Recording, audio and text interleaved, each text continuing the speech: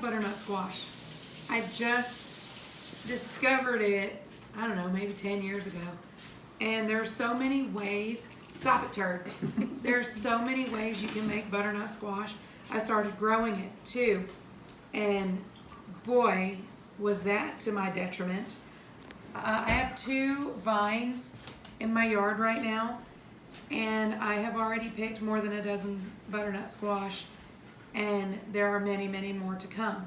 Luckily, I like it, and I like making it various ways. Today, I'm gonna make a brown butter roasted butternut squash with thyme. The first thing I do, peel the squash, wash it. You know, it came out of my yard, so I washed it really well. Peeled it, and then I look, and this particular one, they don't always do this, but sometimes they do. This particular one has green veins running through it. Not a problem. Just take the potato peeler, one more layer, and it's just fine. So once I get rid of the green, and the green veins aren't necessarily a bad thing. They just, aesthetic wise, some people think that it makes them look like they're not right. They are. You don't want to pick them while they're yellow or while they have huge green stripes running through them. The skin of this did not look like it had this much green underneath it. And butternut squash can be tricky like that. Again, no big deal. If I had left this one on much longer, it would have been too big. Way too big to eat. Some things can get too big to eat. Those giant pumpkins you see people growing, they're not going to be eating those pumpkins. They're just growing them to show off. So once I get all of this finished cutting off of here, I will show you how to cut this up in order to get it ready for the next step. Well, got my squash all finished up, emptied out. You don't want to eat the seeds, okay? So I got those out of there. I just took a spoon and scooped it. Really easy. You're gonna want to cut this. And guys, a butternut squash is kind of thick and a little hard, okay? You're gonna want to cut it into sections that you can make 1-inch cubes out of. And I may even have the wrong knife to do this with this time.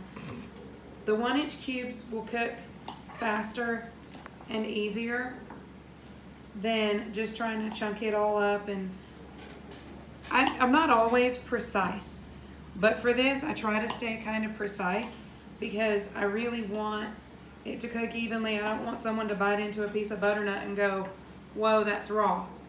It's not a pleasant feeling. It's not a pleasant texture. Butternut squash will get just as soft as a banana if you let it, but it will still taste amazing. I was enjoying actually cutting it when I was scooping the seeds out of it because it reminded me, the smell reminded me of a pumpkin. And if you didn't know, fall is my absolute favorite time of the year. And I will spend a lot of time with pumpkin in the fall. I make my own pumpkin pies and pumpkin bread from fresh pumpkin, and my people just love it.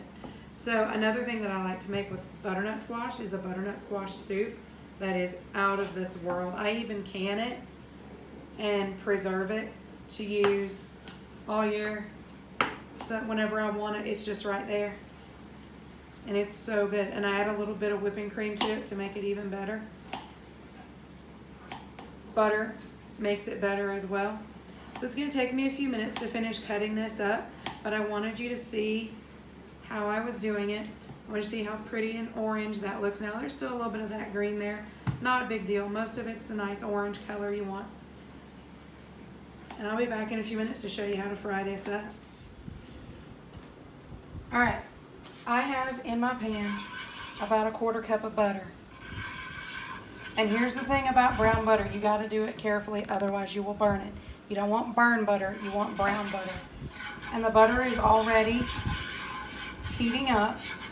I melted it and then I let it sit for a second. And I'm back to it now. It's heated up and you can see how it's getting kind of bubbly. I've got this on medium, by the way, and the edges are already starting to get a little bit brown. The reason I like the brown butter is because it just adds that little bit of nuttiness that it just makes it so much better. And it's not hard. It's just a little bit time consuming, just a little bit. You can see it's already starting to turn. Look how it's getting all bubbly. You do not want to leave this unattended at all. So this is probably, aside from cutting up the butternut, probably the most time consuming thing because it feels like it's taking forever, but it's really not. It's actually going a lot faster than cutting up the butternut, right? So I'm gonna let this continue until the bubbliness starts to die down and you can really start seeing those butter solids showing up in there, and it's going to be turning a nice, not golden, but darker than golden brown. Look in the middle, see if you can get a close-up of the middle there, how that's starting to turn darker right there. And that's almost what you're looking for. You want it just a little bit darker than that because you really, and you can smell it. It smells so good. It smells like butter. No, it smells like hot butter. There we go. Starting to get that color that I want. Right there in the bottom, you can see when I pull the bubbles away, the butter solids in the bottom. This is exactly what I'm looking for.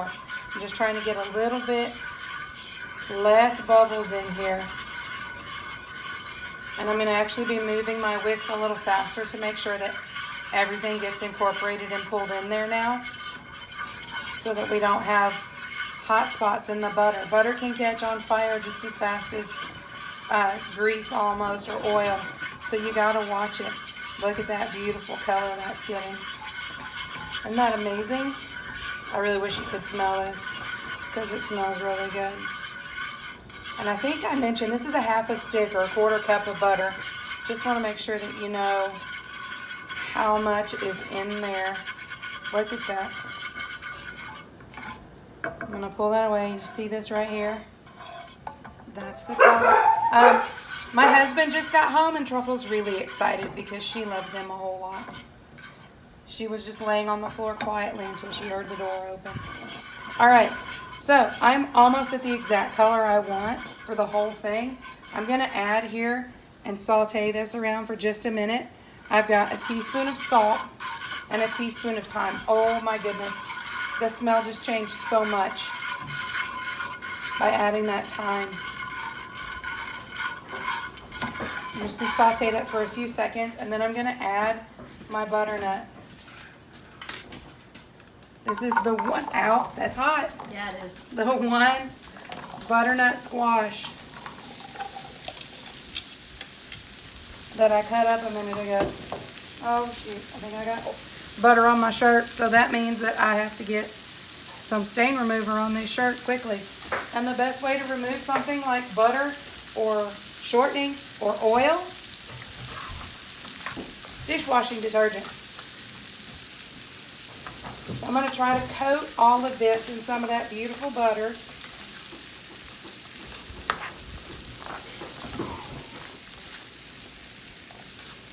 Make sure I get butter on every square inch of my butternut squash. See, babies get to try butternut squash in a jar. I think if they tried it like this, they wouldn't make as many faces. That was one of my favorite things about introducing new foods to my kids, was the faces they would make. Of course, I think that's any mom's favorite part of introducing a new flavor to their kids. So now that I've got this mostly coated, I'm going to let it sit here for just a minute until the bottom starts to brown, and I'll be back to show you what's the next step. Okay, look at that beautiful color that's getting on there. I've let this roast in the pan for about 10 minutes. You can see some of them are getting this gorgeous Most of them are getting a gorgeous golden brown color on the bottom. I'm going to keep flipping this. I'm going to give a few turns of my pepper grinder, and then I'm going to turn the heat down to low, medium low, and let it cook for about another 15 minutes, and it should be roasted all the way through. And then I'll show you how I top it off. All right, look at that steam. Look at that beautiful butternut squash. Time to serve it up. It's nice. It's perfectly cooked, y'all. I stuck it in here, put the lid on it, cooked it for about 15 minutes. And the best way to top this off, a lot of times I will freshly shred it myself, but I'm tired today. A little bit of fresh Parmesan cheese.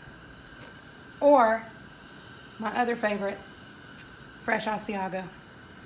Okay, y'all try this because it's really good. Take care. Bye now.